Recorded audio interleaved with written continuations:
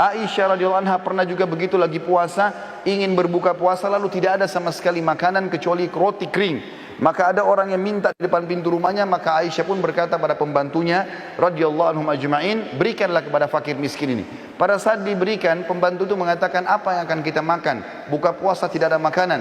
Maka kata Aisyah dengan penuh keyakinan, Allah pasti akan mendatangkannya. Sebelum menjelang azan maghrib, datanglah seseorang dari penduduk Madinah memberikan seekor kambing yang utuh, diberikan dengan dihiasi dengan minyak samin dan za'faran, utuh diberikan ke rumah Aisyah anha. Lalu Aisyah pun berbuka puasa dengan pembantunya pada saat sambil berkata, makanlah daging ini, sesungguhnya ini lebih baik daripada roti yang sudah kamu infakkan itu. Abu Dahda radhiyallahu anhu, sahabat Nabi yang mulia luar biasa. Beliau mendengarkan firman Allah turun di dalam surah Al-Baqarah 245 yang bunyinya, a'udzubillahi minasyaitonir rajim, man dzalladzi yuqridullaha qardan hasana. Siapakah yang ingin meminjamkan untuk Allah dengan pinjaman yang baik? Maka Abu Dahda datang kepada Nabi SAW mengatakan, ya Rasulullah, apakah Allah minta pinjaman dari kita? Kata Nabi SAW, iya.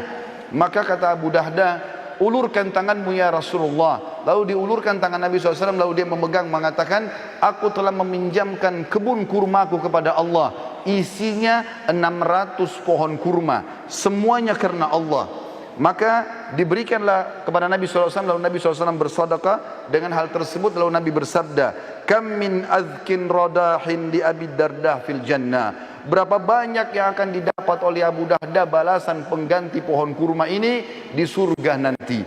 Terus Nabi SAW ulangi sampai banyak di antara sahabat yang menangis melihat sedekah tersebut.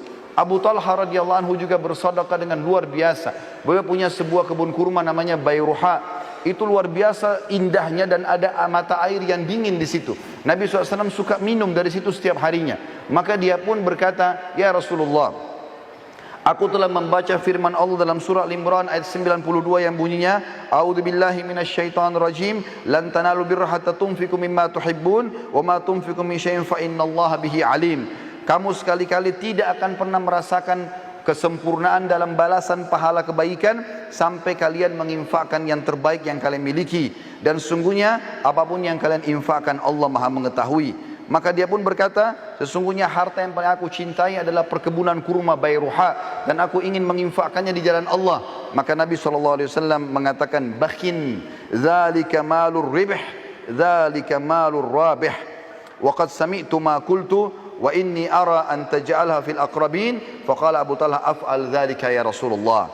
Artinya, sungguh keberuntungan kau hai Abu Talha, sungguh keberuntungan, hartamu ini menguntungkan sekali, dan aku telah mendengar kau menginfakkan di jalan Allah, dan aku memerintahkan kamu untuk memberikan kepada sanak kerabatmu terdekat.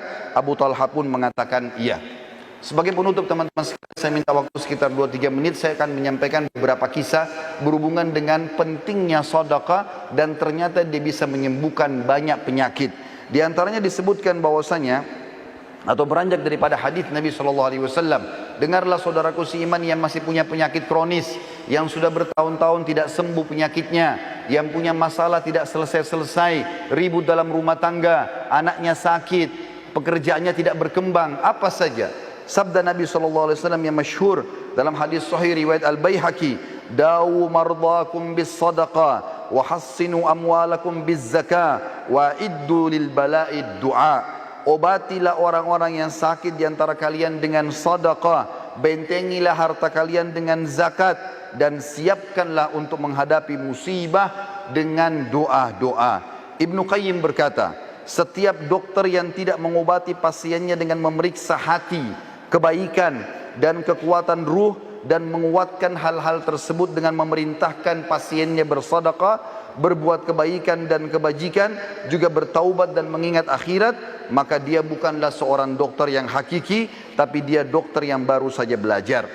Disebutkan dalam sebuah kisah bahwasanya seseorang datang kepada Abdullah bin Mubarak. Dia mengatakan, hai Abdullah bin Mubarak, seorang ulama tabi'in, lututku telah mengeluarkan nanas selama 7 tahun. Aku sudah coba berobat di sana sini tapi tidak pernah sembuh. Maka Abdullah bin Mubarak mengatakan, keluarkan harta terbaikmu, lalu alirkanlah air untuk muslimin, gali sumur, maka aku berharap dengan itu Allah menyembuhkan penyakitmu. Orang itu pun melakukan, maka sembuhlah lukanya seketika pada saat itu.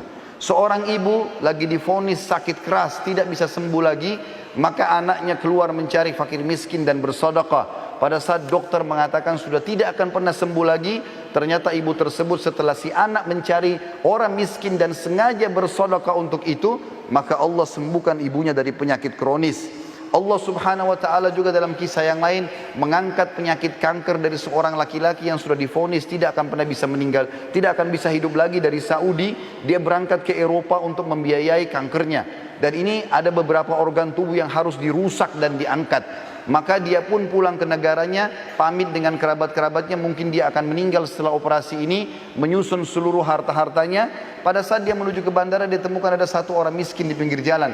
Lalu dia pun memberikan harta yang terbaiknya pada saat itu. Setelah dia tanya, ternyata ada seorang ibu yang mengumpulkan tulang-tulang bekas makanan orang di pinggir jalan. Ditanya, kenapa anda kumpulkan tulang-tulang ini ibu? Dia mengatakan, karena saya ingin memasak buat anak saya yang sudah berapa hari tidak makan. Maka dia pun memberikan harta terbaiknya sekitar 5.000 real pada saat itu. Lalu dia pergi berangkat ke Eropa dengan tidak berpikir kalau sedekah itu bisa membantunya. Begitu tiba di rumah sakit, maka dokter semuanya mengatakan, kamu sudah berobat kemana? Kenapa tiba-tiba kankermu sudah tidak ada?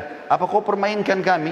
Kata dia, sama sekali saya tidak pernah berobat ke dokter, tidak berobat ke rumah sakit, tapi saya sudah mengeluarkan sedekah di jalan Allah.